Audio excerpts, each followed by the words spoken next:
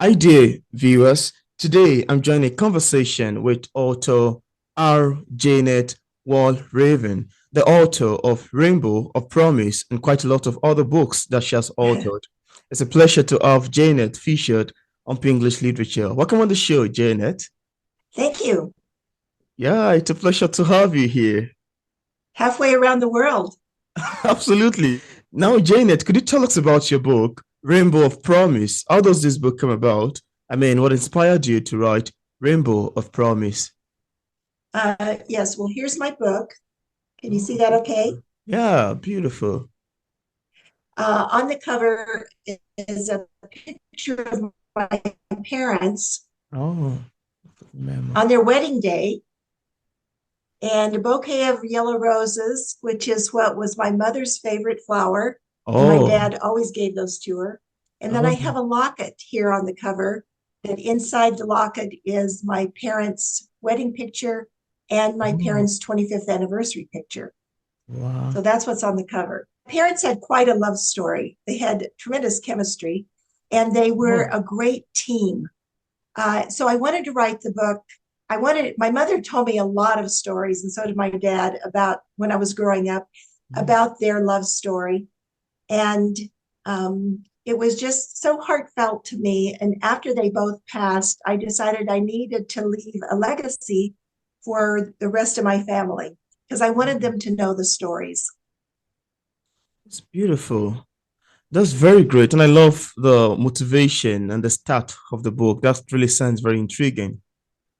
Now, I also see, Janet, that you have another book titled Hector and Helios. For readers like me who haven't read Hector and Helios in Paris yet, without giving much information away, could we have a sneak of what you would expect picking up Hector and Helios in Paris? Oh, Hector and Heloise. Yes. Heloise. This is Hector and Heloise in Paris.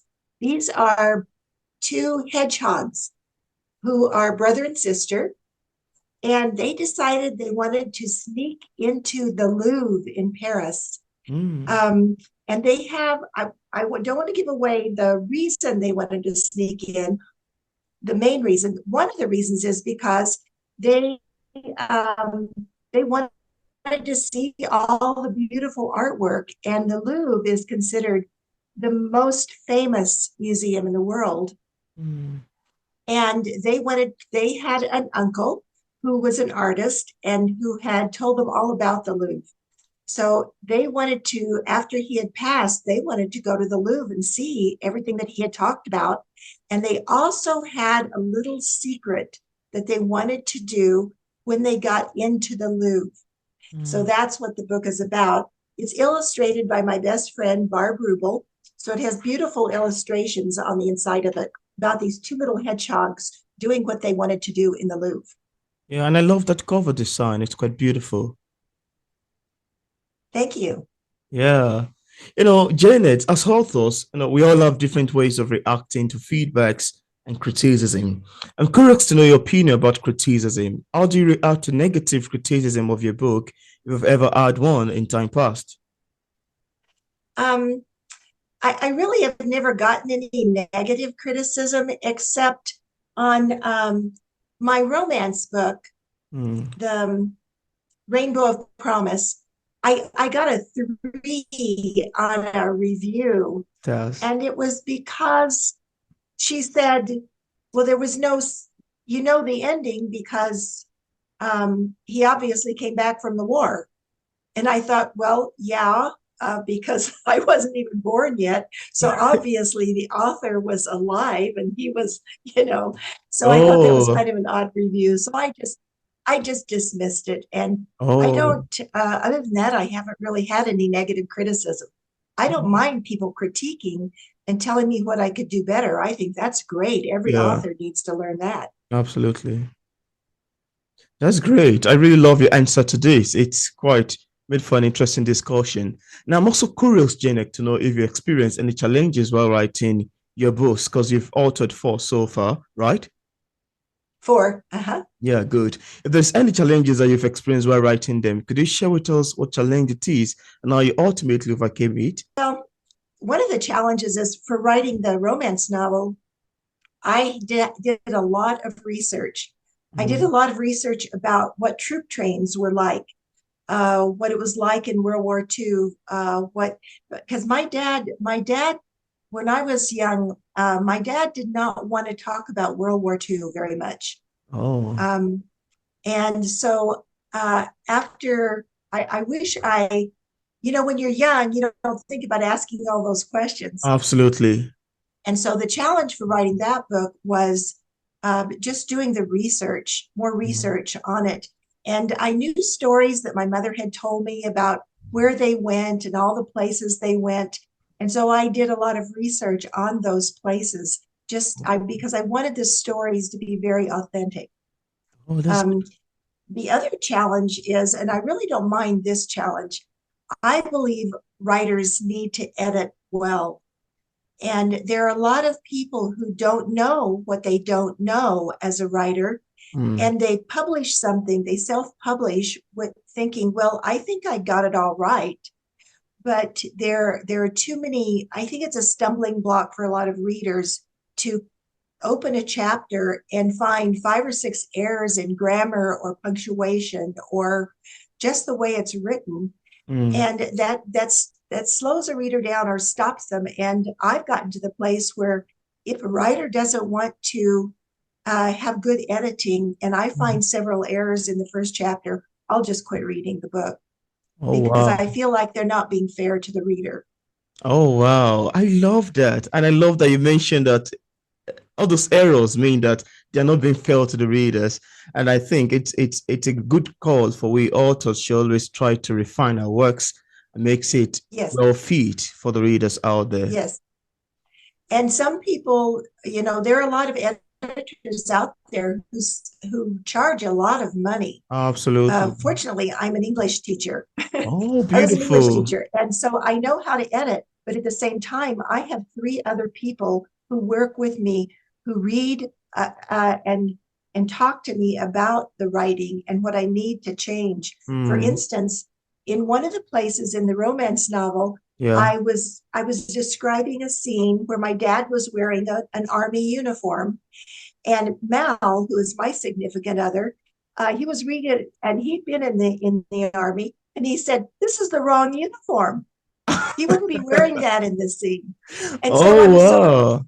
I was so appreciative of him Wow. correcting me. Mm, And I think that's what other readers, not necessarily just grammar and punctuation, but they say, wait a minute, there's something wrong with this scene. Something isn't working. Or sometimes when you're writing, you mention a name, and I did that in one of my other books where I switched the name. And I thought, oh my goodness, in this chapter I called her Betty. In this chapter I called her Brenda. oh, So one of my readers caught that and said, "You changed her name in the middle of the book." And I thought, mm, oh my goodness, so I had to go back and fix that. And oh, it's so yeah. important to have what they call beta readers, where someone is reading it and saying, whoa, wait a minute. And it's nice to have that help before you publish. Mm.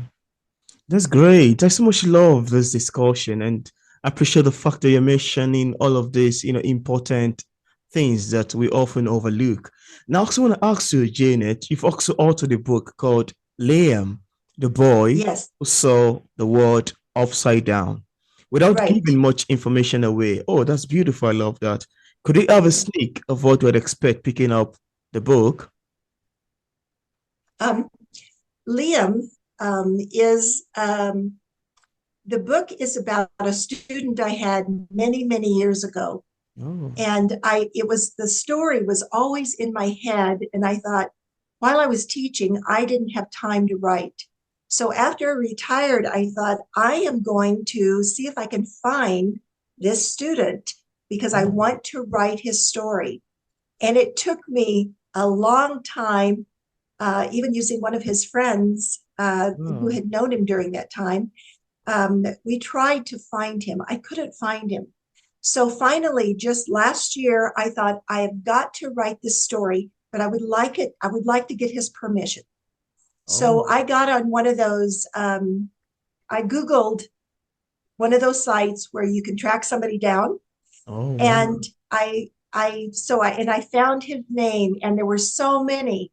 So I just started in, and I thought, well, it cost me $27 to research that. And I thought, if 20, what's $27 if I find him? That would be great.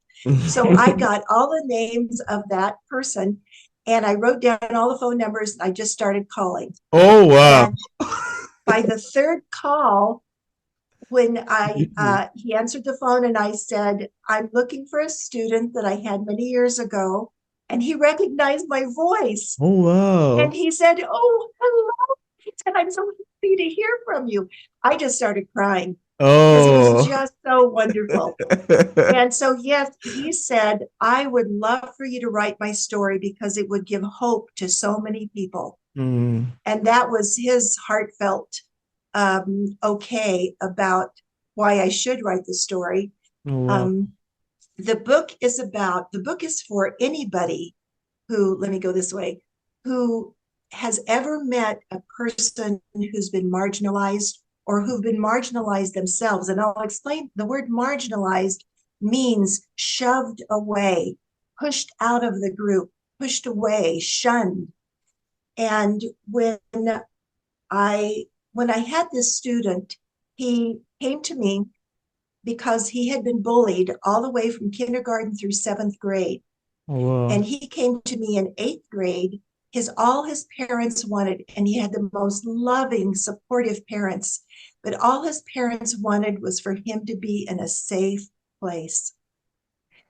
And um, in the meantime, I he had been considered, back then the term was mentally retarded, Oh, wow. instead of, and of course that got changed by using, mentally challenged or other terms. Yeah. But at that time, that's what children did, calling him as, bullying him. And he had so turned into himself when he was around other people. When he was with his family, he was fine. But when he was in a new school, this school situation, he just shut down. And it took me a few weeks before I finally saw a spark. And I knew this student was not mentally challenged. Oh, wow. So I had to go, and I was not a special education teacher. I was a regular teacher. I didn't know what to do. So I just had to go on a search for how to help this student open up. And that's what the book is about. Oh, beautiful. I love the story. I never wanted it to end. It was beautiful. I and love it. I love and the I will say conversation. the boy on the cover is holding my other book because Oh, the student Liam, that's his fictitious name, which he chose as his name.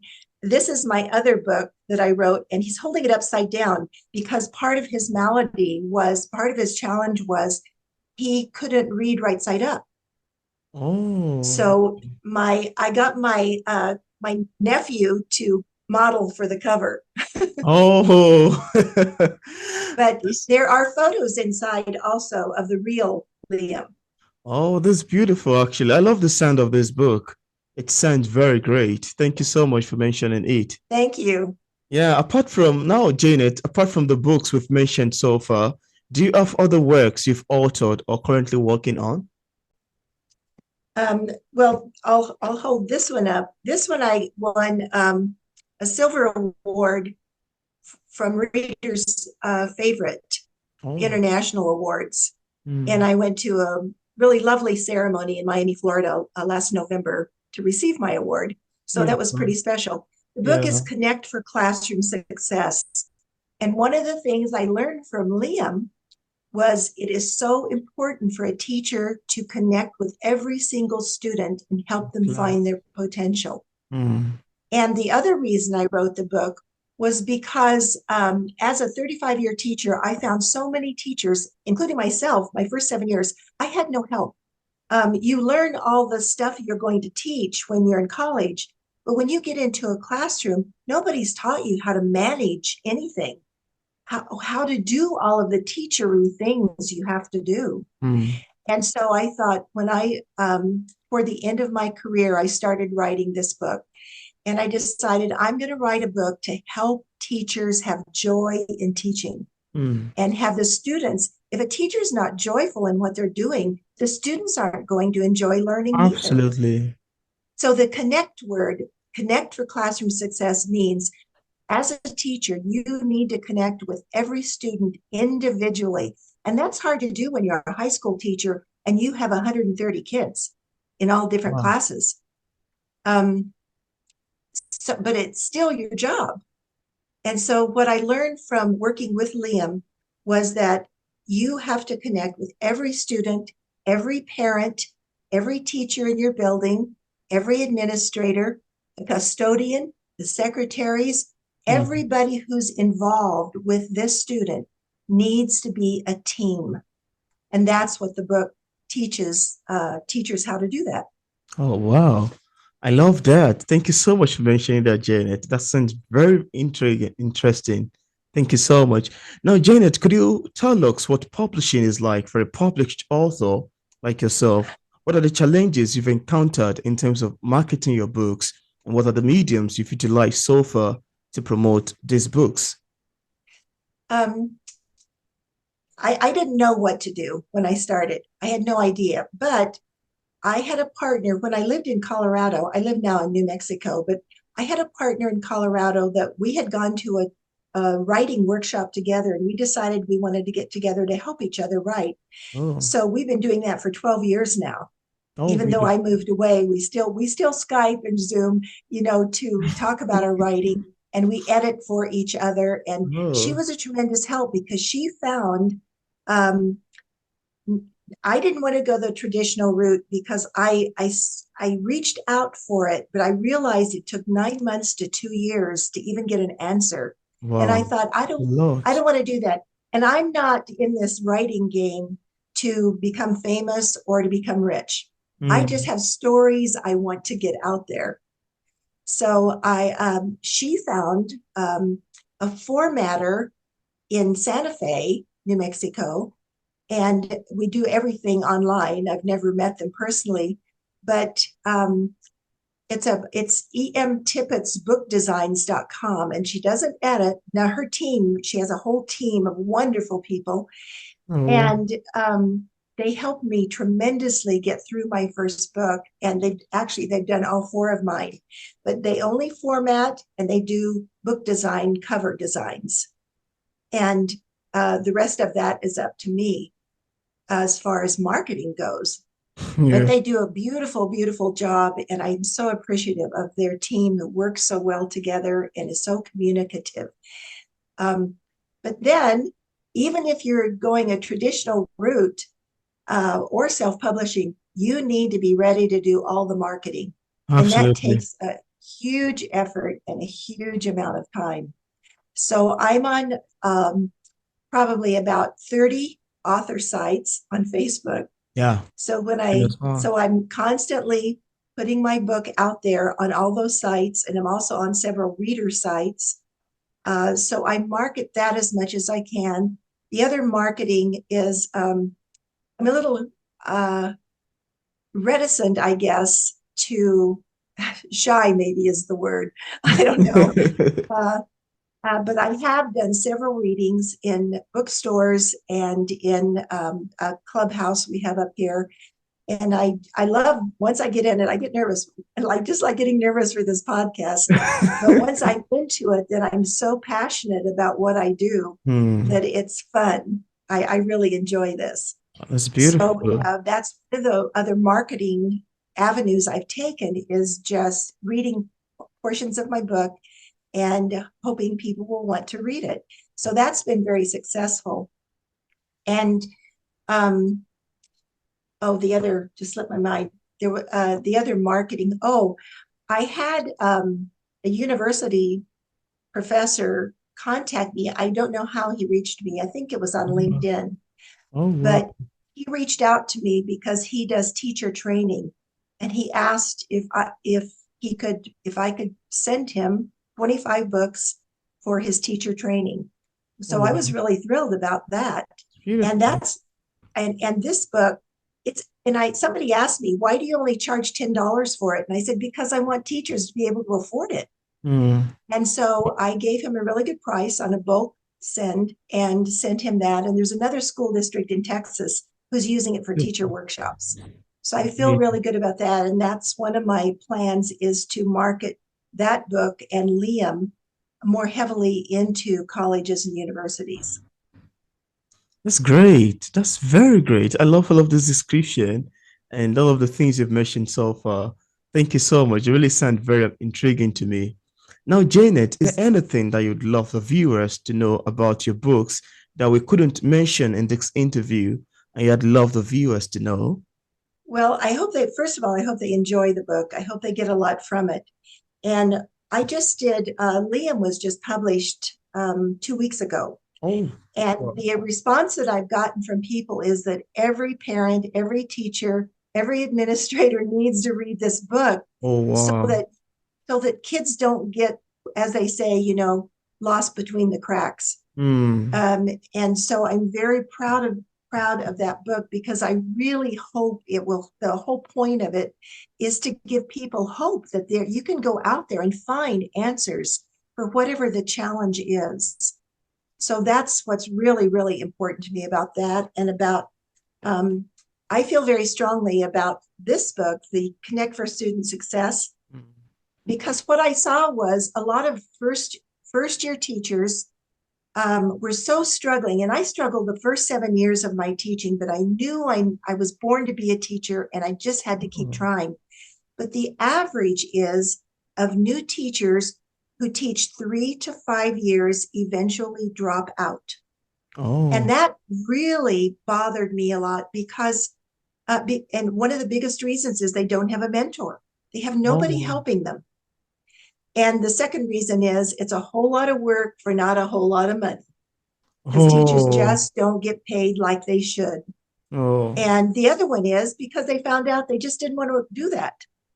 So the underlying reason for that book was to give teachers a message that if you're not finding joy in teaching, you need to find something else that brings you joy. Don't just Mm, stay stuck in that, because that's bad for them, and it's bad for the students and parents. It's bad for education. mm. So the subtlety is learn how to have joy with it, or find something else. Is Well, I that love straightforward enough? it is. Yeah, I love that. I love that. I love the sound of that. Now, Janet, as a published author, what sort of advice do you have for other writers who are still struggling with publishing a book like yours? What do you tell people in this category? I see that a lot on a lot of my author sites that I'm on Facebook. People asking very for naive questions because they're just getting started. Mm. And one of the things that I suggest is that you watch, and there's all kinds all over YouTube and Facebook. There are all kinds of workshops that writers can take, and I suggest that you take as many workshops as you can. But there's a caveat in that.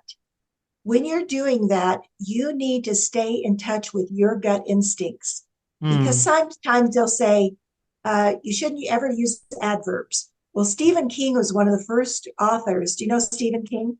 Yeah, sure. I know him. Scary stories.